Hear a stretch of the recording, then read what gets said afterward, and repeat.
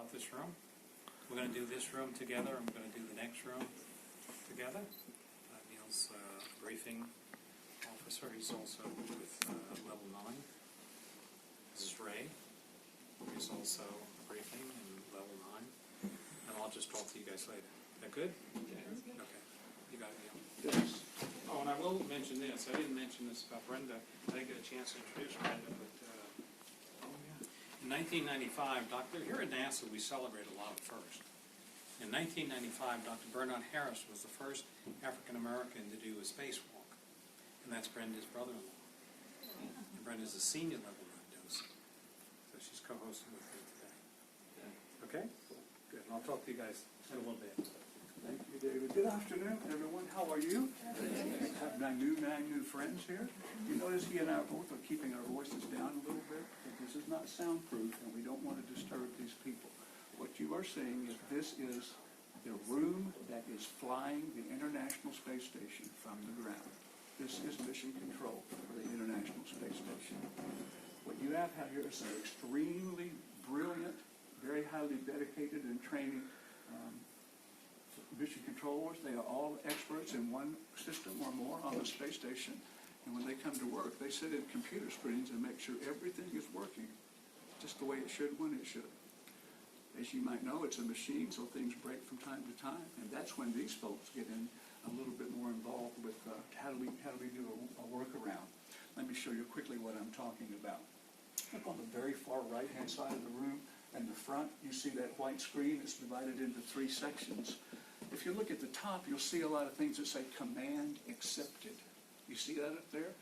Those are the computers on the space station, and they're acknowledging to mission control that they have done the task that's been asked to do. The screen on the very bottom is this room talking to them. Now look in the middle. This is called our caution and warning system. We like to have that session there with nothing in it.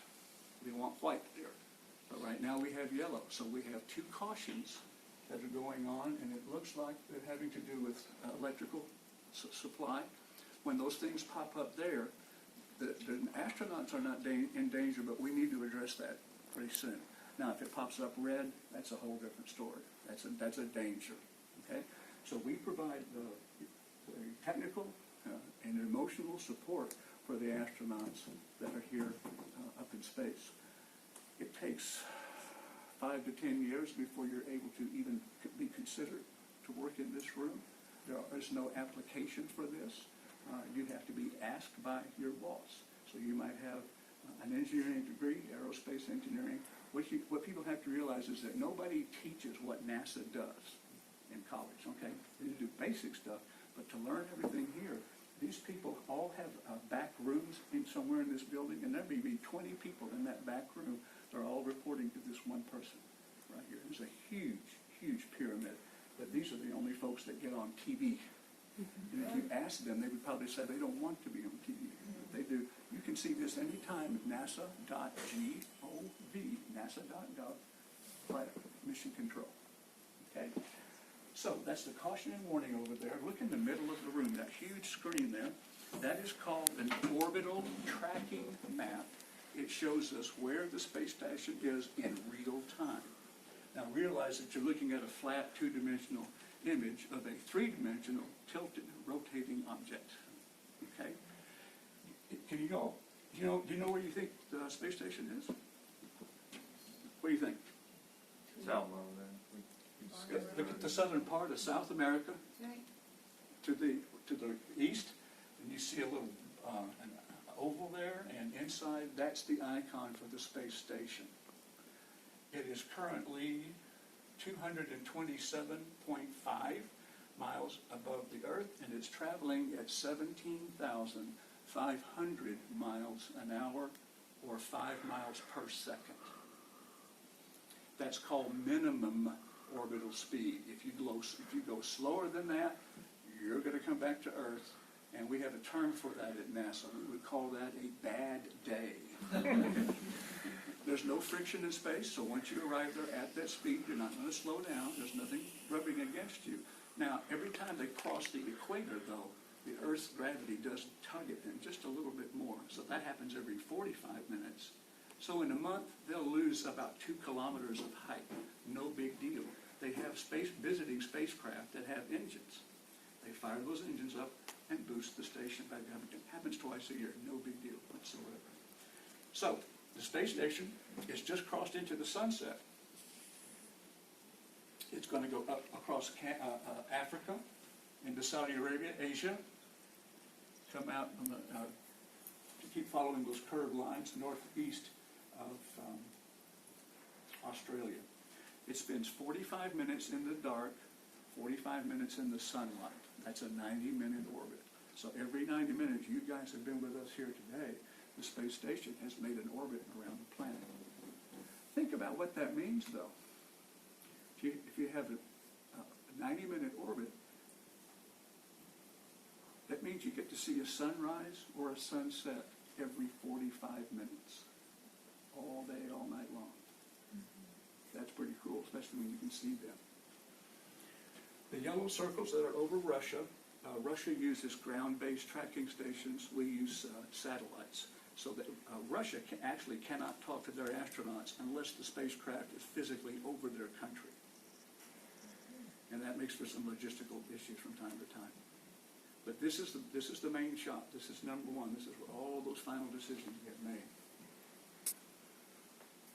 On the left, we call that a six-pack. There's 6 pictures there. The 2 on the left side and the one that's in the center middle, that's actually live happening right now. Those are cameras mounted on the space station, and you're looking at a sunset. The space station is silver, but guess what?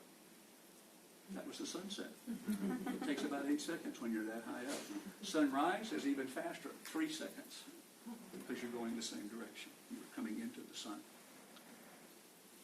So, the spacecraft is now running on battery power. It's solar power. Where do we get the solar power? Well, that's on the other side of the orbit when we're in between the sun and the face of the Earth. Those 45 minutes.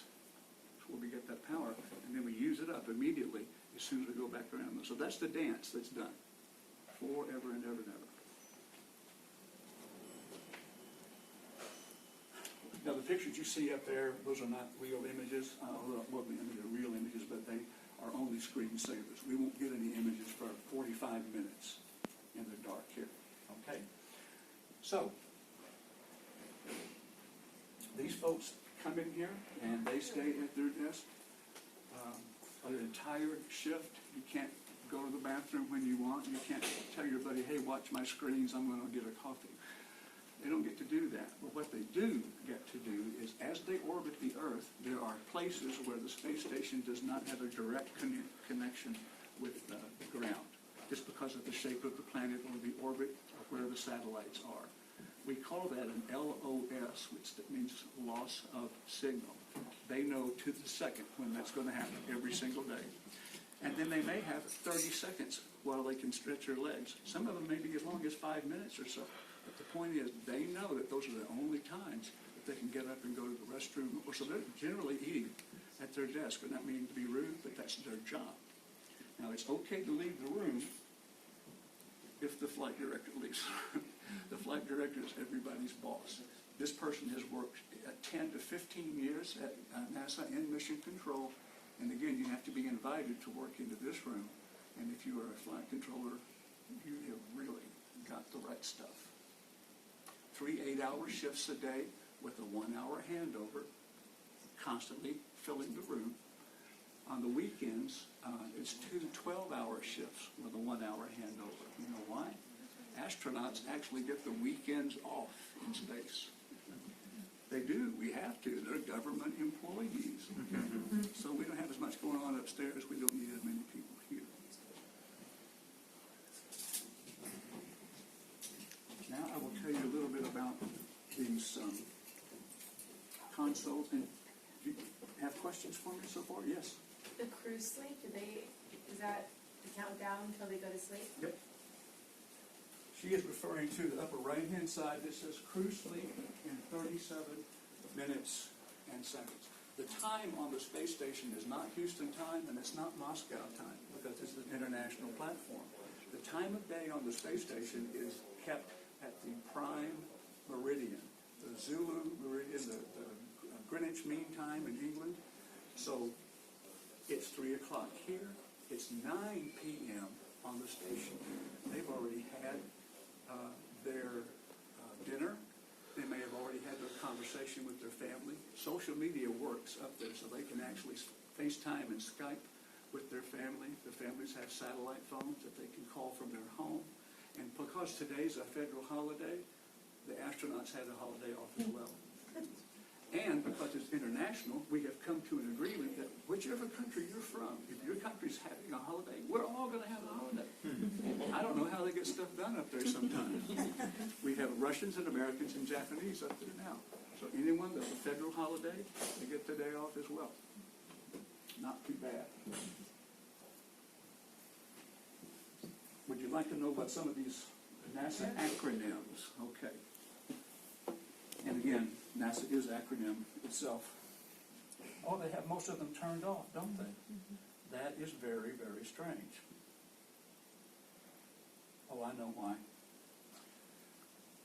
Let me digress here a moment. The space station people are actually just borrowing this room for the last several months because the room that they're normally in, the one that you and I were talking about, is getting a tech upgrade, and you can't stop having mission control, so they temporarily moved it over here. Tomorrow afternoon, they're going to move back to their brand new room, and I think they've already taken their signs, the call signs, and probably taken them over to the room, because normally you would see like flight director, Capcom, spacecraft communicator. They're not out there, so I'll do my best to tell you what some of the positions are. And if you want to see what the room looks like from the other angle, it's a good view there. And here's our space station. Look how far it's traveled since we've just been sitting in here. It only takes it 15 minutes to cross the Atlantic Ocean. And my wife and I are going to Europe, and our flight's 11 hours. I would like to know, see if I can find any friends on the space station and see if I can talk them in and let us join them for about half an hour. Yeah, 5 miles per second. If you're going to leave Houston and fly to Paris, 17 minutes. I don't know about you, I have a problem. I can't get a bag of airline peanuts open in 17 minutes, so I might be conflicted, but at least I would be there. Okay. This place right here, where there's no one sitting, this is called VVO, stands for Visiting Vehicle Officer. Anytime there's a spacecraft leaving or approaching the space station that's not an American, there is a representative of that country here. So there's a Russian-speaking officer here while those were going on. NASA does not launch and does not land. We simply observe. Roscosmos, the Russian NASA, they run their own space program. Okay, where these three guys are, this is called Cronus. And what these people do is they decide what cameras are going to be turned on, where they're going to be focused in, and making sure radio beams. So this is kind of a visual image, and that's what they do. They look after all of that. All right, let's go up one more row and over to the right. Those two gentlemen, that's ETHOS, E-T-H-O-S. That stands for Environmental and Thermal Operation Support. That person makes sure that the air is clean to breathe and safe, the water is clean to drink, the temperature is right on the space station. If the astronauts are a little bit cold, they have to call mission control to turn up the heat just a little bit. Okay? Those people have the lives of their astronauts in their hands. About a year ago, we had what we thought was an ammonia. We use ammonia to cool the space station down. And we thought we had an ammonia leak inside the spacecraft. That is a fatal event, or could be.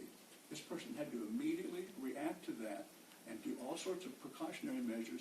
It eventually turned out that it was a computer error, but it gave these folks a good wake-up call to do that. So they have to be ready to go instantly. One of the flight directors I was talking to yesterday, he says, basically you're here for 8 hours and possibly 15 minutes of 8 hours of boredom followed by 15 minutes of absolute terror. If we were having a problem on the space station, you would not know it. There's nobody running around throwing things in paper. They're going to work their problem. They have tons of procedures, and to get into this room, you have to be pretty tough as nails. You cannot panic. You have to be able to handle stress and pressure. And if not, well, we won't use you here. We'll put you somewhere else and get someone here that does. I'm not meaning to be ugly. I'm just telling you that the level of work in this room is expected is perfection. Full stop. Okay? Go up there with one row forward here on the left left son, those two gentlemen, they're busy people. That's called Spartan. Spartan stands for Station Power and Thermal Articulation. The spacecraft is powered by sunlight. It's a solar power. Those huge 8 panels out, they track the sun to making sure all 8 surfaces are flat and all of those surfaces are receiving sunlight, because when we go into the dark part, there's no sunlight there. So it's absolutely critical that those 8 solar panels are receiving the maximum amount of sunlight for that 45 minutes, because that determines the amount of work that we can do, that we have power. So those folks over there, they're watching a computer program that drives the motors, that turns the space stations and the solar panels so that they're always facing the sun for that 45 minutes. Keep in mind, the sun is moving, the Earth is moving, and the space station is moving constantly, all the time. Okay? The guy over here in the blue shirt, that's ADCO, A-D-C-O. That stands for Attitude Determination Control Officer. This is the person that's actually flying the space station. He can make it twist or turn, depending. Maybe there's some debris coming that we don't want to get too close to. Well, that officer can work together. So he works with Spartan to keep the solar panels where they need to be and make sure the ship is safe. That makes sense to you? Okay. And by the way, the conversation is virtually instantaneous. There's almost no lag at all from the voice to hearing people on the station. If we have to bounce off more than one satellite, you'll sometimes hear a bit of an echo, but everybody's fine with that. When we went to the moon and back for the Apollo missions, it was 1.2 seconds delay between spoken word and heard on the other object. And that's nothing. We have a huge issue with that when we're going to Mars. If you saw The Martian, much of that movie was accurate. It will take 20 minutes for radio signals to travel between the 2 planets each way. So you were saying he controls the Space Center, the movement and everything. So you said that Russia has their own control center. Do they also control the Space Center too? No, they don't. Both countries are needed from each other. On the Russian side of the station are the thrusters that can move the space station. But they don't have the gyroscopes on the Russian section. The gyroscopes are on the American side. It takes both to fly the station. So they have no control of the Russian side here. Everything there's a reciprocity with everything, but are you saying, do they have the ability to control things that happen in Russia? No. But this is a relationship that has been worked out since 1998. That's when we had the space station first go up. So I'm sorry that we didn't have the names of the positions up there, but that's basically what is done. Now, you may have noticed people coming and going right now. That's because the shift is changing at 3 o'clock. The first shift is we call them orbits. Orbit 1 is come in from 7 until 3. 3 p.m. till 11 is orbit 2.